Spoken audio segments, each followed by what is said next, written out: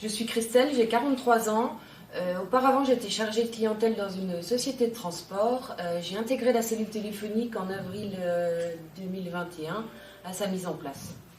Je m'appelle Cindy Barbier, j'ai 33 ans et je suis contractuelle depuis le 1er octobre à la DGFiP, plus précisément au SGC à Hayange.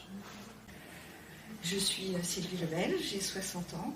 J'ai fait toute ma carrière en entreprise privée, des grands groupes, et en cabinet d'expertise comptable. Actuellement, je suis en poste à la DGFiP de Verdun.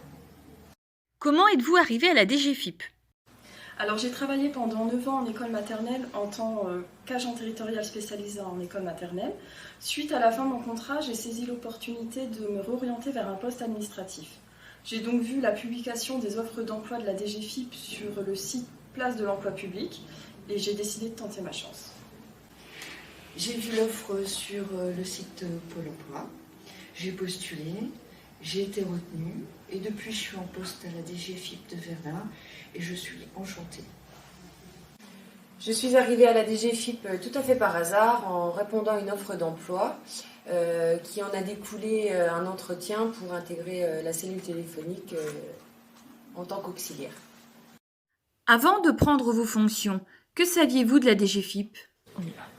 Pas grand-chose, j'en étais restée aux trésoreries, etc.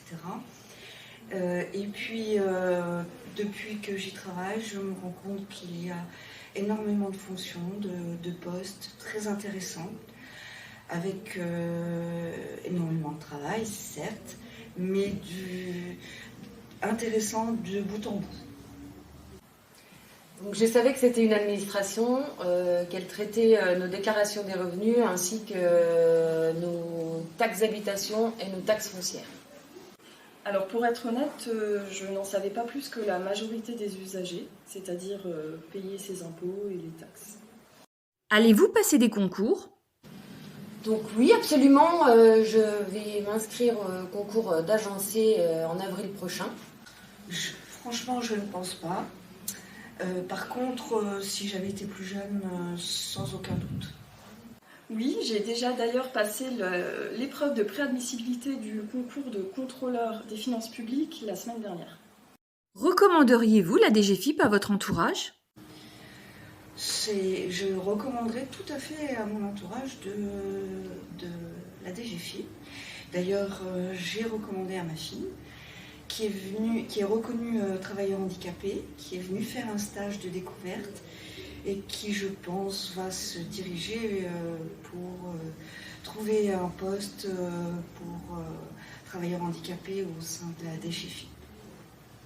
Oui, parce qu'il y a un intérêt à intégrer une grande administration qui offre une très grande diversité de missions et qui offre également des perspectives intéressantes en matière d'évolution professionnelle.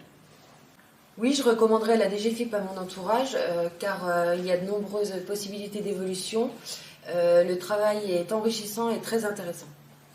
Si vous aviez le directeur général en face de vous, que lui diriez-vous ? Je lui demanderai pourquoi ne pas proposer une titularisation aux contractuels à l'issue de leur contrat, après compte rendu du chef du service. Pourquoi pas ? Je dirais à Jérôme Fournel que la cellule téléphonique est une bonne initiative et que c'est l'avenir, car la population a besoin d'avoir quelqu'un à leur écoute et pas du virtuel ou un serveur vocal ou une messagerie automatique. Je lui dirais que c'est une formidable idée d'embaucher des contractuels et que ça va attirer des personnes vers la fonction publique et notamment la DGFiP.